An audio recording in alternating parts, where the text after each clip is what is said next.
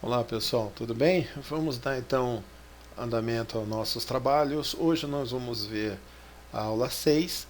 Essa aula está na unidade 2, da página 74 a 77, tá? Então lá vai estar bem explicadinho tudo lá, né? E nós vamos ter uma coisa mais gerencial em relação ao preço a partir desse momento. Então prestem muita atenção nas teses, na teoria e como a gente vai se aplicar na parte prática, como a gente já está fazendo isso nas últimas aulas. Tá bom?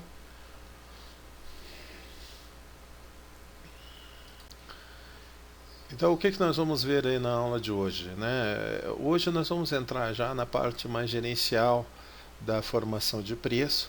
Então, hoje nós vamos ver mais a parte de mercado, especificamente de mercado, onde a empresa está localizada, a estrutura, enfim. Então, nós vamos ver as 5 forças competitivas de Porter. Michael Porter era um autor muito importante a respeito de estratégias. É muito legal dar uma olhadinha. Se alguém quiser se aprofundar mais nos trabalhos dele, é bom. A outra questão é as condições adequadas para a precificação. Aí nós vamos ver as condições adequadas no mercado, o que a empresa tem que ter, quais são os processos para ela ter uma condição adequada para fazer os seus preços, tá bom? Aí vai ser uma parte introdutória já na teoria dos jogos, né? Vamos dar uma abordada nessa parte de teoria dos jogos, mas bem superficial, tá? A gente já tinha conversado sobre isso na última aula, mas dessa vez a gente vai entrar um pouquinho mais, tá bom? Então o que nós vamos começar aí, ó? Então, olha só, nós vamos ver então as 5 forças competitivas de Porter e o trabalho do Porter ele fala que as 5 forças está voltada ao seguinte, né? Essas forças determinam a rentabilidade de uma determinada indústria. Quando ele se refere à indústria, a gente fala de um ramo de mercado, tá? Então, cada mercado, cada indústria tem o seu ramo de atividade com as suas características relativas à operação, custo, financiamento, preço, clientes e assim por diante, né? Então, ele quer saber, né, o que ele fala que essas forças vêm influenciar o preço e os custos, né, e consequentemente influenciam os investimentos necessários, né, do retorno dos investimentos que a empresa fez para esse mercado, tá bom?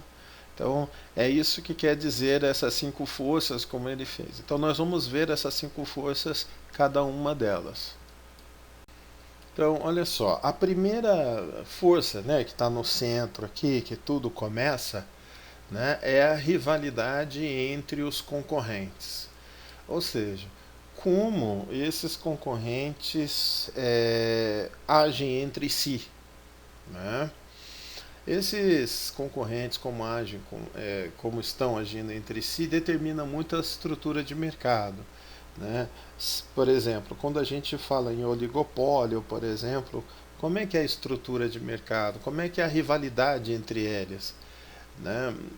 Na concorrência perfeita, como é que é feita essa rivalidade? É o mercado entre o que os concorrentes brigam entre si, colaboram entre si, como é que é feito isso? Tá? Então essa rivalidade dos concorrentes determina como os preços, como os rendimentos funcionam. Há uns anos atrás, você tinha uma rivalidade muito grande entre cervejarias. Né? Hoje já não está muito assim, porque a estrutura de mercado de cerveja modificou bastante. Mas tínhamos muita rivalidade entre os grandes concorrentes. Tá? Outro fator que está aqui também é o poder de barganha dos fornecedores. Então vamos lá. Se eu tenho poucos fornecedores, por exemplo, né, eles têm um monopólio ou oligopólio do mercado. Então, como é que eles vão barganhar esses preços comigo? Como é que funciona, né? Então, por exemplo, o mercado de aço. O mercado de aço é um mercado que é muito centralizado e o poder de barganha dos fornecedores é muito alta, porque eles é que põem preço, estipulam condição de funcionamento de mercado. Então isso também impõe para as empresas que estão dentro do mercado como os custos dela vai funcionar, né? Outro, né, é o poder de barganha aqui embaixo dos clientes. Então, de novo, né, se eu tenho muita concorrência, se eu tenho poucos compradores, por exemplo, que é o mercado polipsônio, né, ele também altera o preço, porque aí quem passa a dar o preço é o cliente e não a empresa. Não que isso não ocorra hoje, mas isso fica muito mais evidenciado em uma estrutura de mercado, né, que você tenha o cliente, por exemplo, capaz de, né, de modificar o seu preço. Um exemplo aí é quem produz petróleo ou derivados de petróleo, né, só pode vender para a Petrobras, não tem outra empresa que possa negociar. Então, isso complica bastante, né? Outro é aqui, a ameaça de novos entrantes. Esse mercado permite a entrada de novos entrantes, ou seja, quanto mais entrantes eu tiver no mercado, mais profunda será a alteração na estrutura de mercado. Obviamente, a gente tem que verificar se esses que estão entrando estão ameaçando a rivalidade entre os concorrentes. Isso vai mexer com a rivalidade entre os clientes, né? Depois a gente tem o último, que é o mais perigoso, que a gente conversou na última aula, né, já ao vivo, né, que é aquela questão da ameaça de produtos substitutos. Isso é muito perigoso, porque se entra um produto substituto, o seu mercado pode deixar de existir, né? Que foi o caso que a gente conversou em relação a fabricantes de tocadores de DVD, né? Já estão mortos, não tem mais o porquê ficar produzindo algo que a pessoa não quer. Por quê? Porque foi substituído por outros produtos que foram substituídos por outros produtos que o mercado deseja. Então, isso literalmente faz você ficar obsoleto de uma hora para outra, e isso tem que ser verificado também, né? Então, assim, essa ameaça de produto substituto também vai alterar como os concorrentes vão interagir entre si. Essas forças estão bem explicadinhas na apostila de vocês, né? Então é redundante eu ficar colocando item por item, é só ir lá, tá bem explicadinho. Tá? Então essas são as 5 forças competitivas então, do Potter. Bom, agora nós vamos ver a questão das condições adequadas para precificação, né? Para fazer essa precificação, né,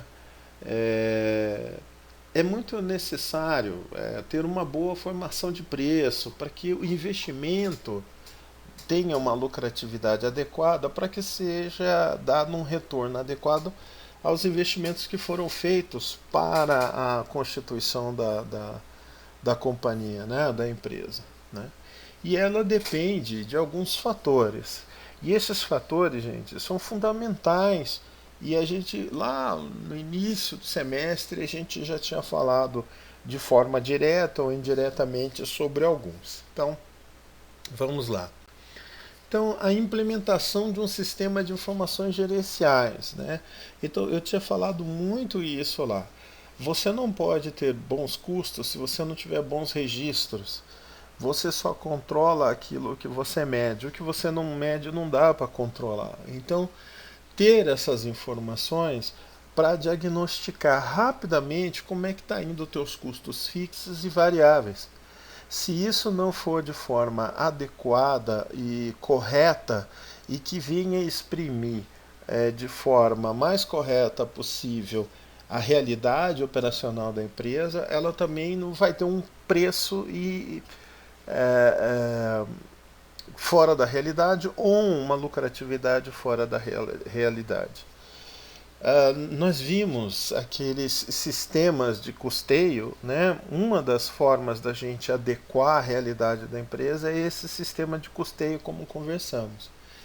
Para eu criar esse sistema de custeio, eu tenho que ter um bom processo de, de informações gerenciais. Não só a organização dessas informações, como a captação dessas informações. Elas devem ser a mais fidedignas possíveis. Então, isso é um problema, como a gente falou muitas vezes, para o pequeno empresário, pois às vezes essas informações estão muito jogadas, dispersas e não organizadas. E isso vem dificultar muito essa questão de como está indo a evolução dos custos dessa empresa e, consequentemente, a rentabilidade do negócio. Tá? Outro fator aqui é o fator de informações de mercado, né? Para que a empresa possa fixar bem seus preços conforme o mercado está praticando, né? Nesses casos não é só você ficar olhando o concorrente da rua ou do bairro, mas sim na cidade toda e pela internet, né? A gente está chegando muito próximo disso. Os preços praticados pela internet estão muito próximos aos preços praticados na cidade e tal. Em alguns casos é melhor comprar até de forma não digital, porque a gente ganha tempo na questão da entrega, etc. Então, isso já é um sinal de que as empresas estão olhando quais são os preços que estão sendo praticados nesse mercado. E tem que acompanhá-los, né? Lembrando que o preço de mercado geralmente expressa o preço de equilíbrio, como a gente viu aí em aulas passadas. Outro é o registro também do comportamento da concorrência e do cliente. Aí a gente entra naquela questão da forma como a demanda altera. A gente é vista-se de preferências e gostos do consumidor. Né? Então a gente tem que ver como verificar como está se comportando o consumidor e também meu concorrente. Às vezes, que nem eu falei, colocar mais serviços, aumentar o prazo de pagamento, questões inerentes à entrega, etc. Né? São fatores primordiais para você olhar o comportamento que os seus concorrentes estão tendo. E o cliente também, o que ele quer, o que ele não quer, o que ele deseja, o que ele não deseja mais, tá certo? Senão você fica tendo uma gestão muito voltada internamente. Né? Depois, centralizar as decisões. Né? Quando você tem empresas com várias filiais, os preços devem ser centralizados. Quem faz isso, por exemplo, é a Ambev. O preço dela é centralizado, é ela quem diz aonde e a que preço pode ser vendido os produtos. Ela é muito rígida na questão disso daí, tá? Porque senão, se você deixar muito aberto as questões regionais, você pode ter um gerente que pode praticar um preço muito fora daquilo que a empresa quer ou acha que é importante para a sua estratégia, ou abaixo para poder cumprir, né, uma meta de vendas e assim por diante. A gente vê, por exemplo, você entra numa Casas Bahia lá, se você for negociar o preço com o vendedor, ele vai até um ponto, ele diz, ó, só posso ir até aqui, né? Então, por quê? Isso é uma forma de você centralizar as decisões sobre o preço. E também limitar as decisões, né? Essas decisões devem ser limitadas à estratégia da empresa, a menos que você tenha que rever, né, as estratégias. Aí você tem que recomeçar, retransmitir tudo e fazer uma nova política, tá bom? Então, essas são as principais condições, né, para antes a gente entrar aí para a teoria do jogo. Então, pessoal, é o que nós tínhamos que ver na aula de hoje. Então, vai ficar aí para a gente discutir na nossa aula o seguinte, na nossa aula presencial, né? Como as forças competitivas de Porter vai se relacionar com a estrutura de mercado que nós vimos em relação ao monopólio, oligopólio e mercado de concorrência perfeita, tá? Então é isso que nós vamos ver aí. Ao vocês assistirem isso, já comecem a pensar nisso, que eu vou questioná-los a respeito disso, tá bom? Então, obrigado a todos e a gente se vê na próxima aula.